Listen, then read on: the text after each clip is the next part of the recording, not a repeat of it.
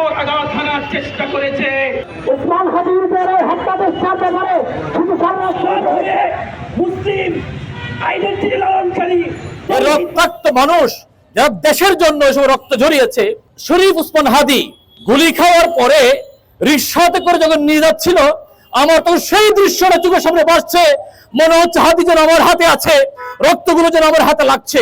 এই সে হাদি যার কাছে এই আন্দোলনে চোখ হারিয়েছে এক ভাই, বলছিল ভাই একটু আল্লাহর কাছে দোয়া করেন এক সপ্তাহের জন্য যাতে আমার চোখে দৃষ্টি ফিরিয়ে দেয়।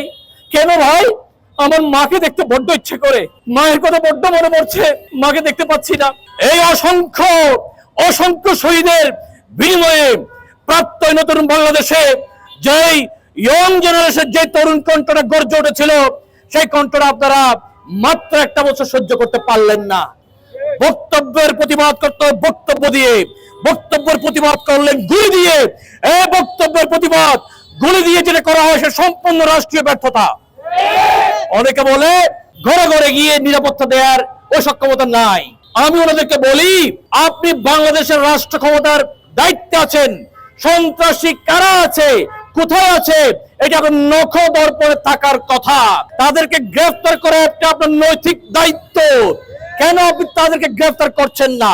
আমার পাশে আজকে অনুষ্ঠানের প্রধান অতিথি, যিনি এই মজলুম কারাবাসীদের জন্য দিন রাত কাজ করে যাচ্ছেন। একটা কারাগার থেকে একটা ভাই বের হলে তাকে জামিন হওয়ার পর দীর্ঘক্ষণ ধরে বসে থাকতে হয়।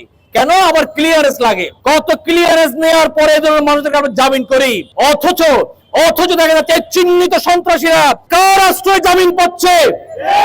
এদের পিছনে কোন গডফাদার রয়েছে? কোর্ট বিল্ডিং এ যে জামিন দামা দিয়েছে সে কে? তার পিছনে কোন উকিল দাঁড়িয়েছে? সে যে দলিল হোক না কেন, টোটাল তাদের গডফাদারকে আমরা তালাশ করে বের করতে চাই।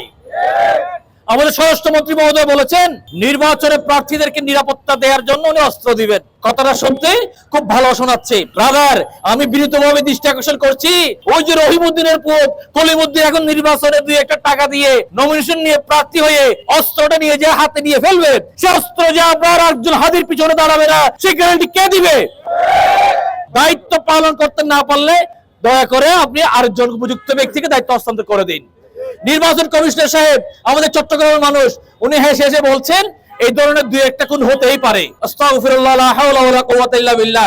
পুরো দেশের রাষ্ট্র ক্ষমতা, পুরো প্রশাসন তফসিল ঘোষণা করার পর নির্বাচন কমিশনের আন্ডার চলে যায়।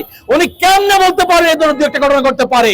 উনি কেন বলতে পারেন না আইন শৃঙ্খলা বাহিনীকে আমি নতুন করে সাজিয়েছি? পুরো যেখানে ইচ্ছা ডিসি, এসপি, ওসি উনি ইচ্ছা করে চেঞ্জ করতে পারেন এই মুহূর্তে, পুরো এখতিয়ার ওনার রয়েছে। উনি সেটা না বলে বলছেন এই ধরনের 2-1টা ঘটনা করতে পারে।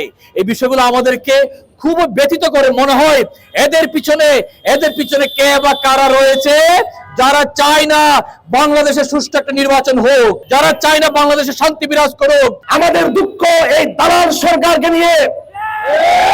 1 বছর সময় আমরা দিয়েছি, এই সরকার এই দেশে শান্তি শৃঙ্খলা প্রতিষ্ঠা করতে ব্যর্থ হয়েছে। তারা কোথায় কোথায় তৌহিদবাদী মত আবিষ্কার করেছে, কোথায় নাকি কে মাজার ভাঙছে, কোথায় নাকি হিন্দুদের আক্রমণ হচ্ছে, এই সমস্ত দায় তৌহিদবাদী জনতার মধ্যে চাপিয়ে দিয়েছে। অথচ তারা সাধারণ মানুষ, রাজনীতিবৃন্দ, ধর্মীয় নেতাদের তারা জান মালের নিরাপত্তা নিশ্চিত করতে পারেনি। এই সরকারকে আমরা সাবধান করছি, আপনারা ব্যর্থ হয়েছেন, হয়তো পদত্যাগ করুন, আর না হলে অল্প দিনের মধ্যে যে কয়েকদিন আছে সকল দোষীদেরকে, অপরাধীদেরকে আইনের আওতায় নিয়ে আসুন। আমরা জানি এই অপরাধীরা গাপ্পি মেরে বসে আছে। আমাদের শত্রুদেরকে, গাপ্পি মারা শত্রুদেরকে আমাদের কাপড় আস্তিন থেকে, আস্তিনের সব কাস্তিন থেকে বের করতে হবে।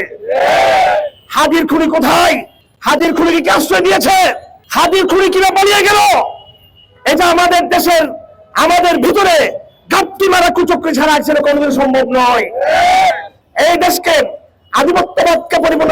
আধিপত্যবাদ থেকে মুক্ত হওয়ার জন্য এবং জনগণের ইনসাফ এবং জনের মুক্তিকে নিশ্চিত করার জন্য ধাপে ধাপে আমাদেরকে সরিয়ে আইন বাস্তবের কোনো বিকল্প নেই। আমাদের শত্রু যারা রয়েছে, যারা একটা সিদ্ধান্ত নিয়েছে আমাদেরকে হত্যা করে আমাদের জাগরণকে স্তব্ধ করে দিবে, আমি প্রথমে নাম দিতে চাই ইসরায়েলের গোয়েন্দা সংস্থা মোসাদ এবং ভারতীয় গোয়েন্দা সংস্থা। এরপরে পশ্চিমা আমেরিকা সহ বিভিন্ন রাষ্ট্রের গোয়েন্দা সংস্থা বাংলাদেশে এখন অ্যাক্টিভ হয়েছে। তারা বিভিন্ন অপশনে তারা কাজ করে যাচ্ছে। তারা বিভিন্ন রাজনৈতিক দল, আওয়ামী লীগ ছাড়াও বিভিন্ন রাজনৈতিক দলের সাথে তারা যোগাযোগ করছে। এমনকি আমি আমার সংগঠন হেফাজত ইসলামের একাংশের ব্যাপারে আজ হুঁশিয়ার করে বলে দিচ্ছি, যদি আপনাদের কারোর সাথে, আমাদের সংগঠনের কোন অংশের সাথে, আমি আজ নাম বলছি না, আগামীকালকে নাম বলতাম বাধ্য হবে ইনশাআল্লাহ, আমাদের সংগঠনের কোন একাংশের সাথে যদি বিদেশি কোন গোয়েন্দা সংস্থা যদি যোগ সাজস থাকে, নাম ঠিকানা দিয়ে বাবার দাম 14 কোটি সহ জাতির সামনে পেশ করা হবে ইনশাআল্লাহ। আর দেশি বিদেশি চক্র দালালি নয়। আপনাদেরকে আমরা বলতে চাই, জনগণের কাতারে থাকবেন, এখন থেকে জনগণের কাতারে থাকার সিদ্ধান্ত নেবেন। আপনাদের কাজের উপরে বাংলাদেশ আর্মির কাদের উপর করে কোন রকমের আঞ্চলিক আন্তর্জাতিক কোন আধিপত্যবাদী শক্তি যেন বাংলাদেশে নতুন কোন চক্রান্তের সুযোগ যেন আপনাদের মাধ্যমে না হয়, সেজন্য আপনারা সবসময় সতর্ক থাকবেন। আমরা কি সারা জীবন প্রতিবাদ করে যাব? আমরা শুধু খালি আমরা মিছিল করে যাব? আমি আমার শত্রুদের উদ্দেশ্যে বার্তা দিতে চাই, এই কথা গুরুত্বপূর্ণ। আমাদের শত্রুদের উদ্দেশ্যে বার্তা দিতে চাই এবং আপনাদের আমি জিজ্ঞেস করতে চাই, শপথ দিতে চাই। প্রথম কথা হলো শত্রুদের উদ্দেশ্যে, আমাদের সাথে যে আচরণ করা হবে সে আচরণ তোমাদের সাথে করা হবে ইনশাআল্লাহ। তোমরা করবে না, আমাদের হত্যা করে তোমরা বেঁচে যাবা।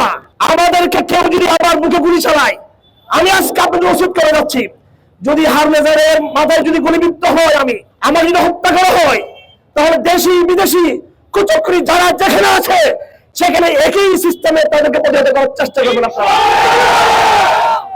আমাদের দূরশক্তি আসমান থেকে মহান আল্লাহ আমাদের সঙ্গে রয়েছেন, জমিনে জনগণের শক্তি, এই দুই শক্তি ছাড়া দুনিয়ার কোন শক্তিকে আমরা পরোয়া করি না।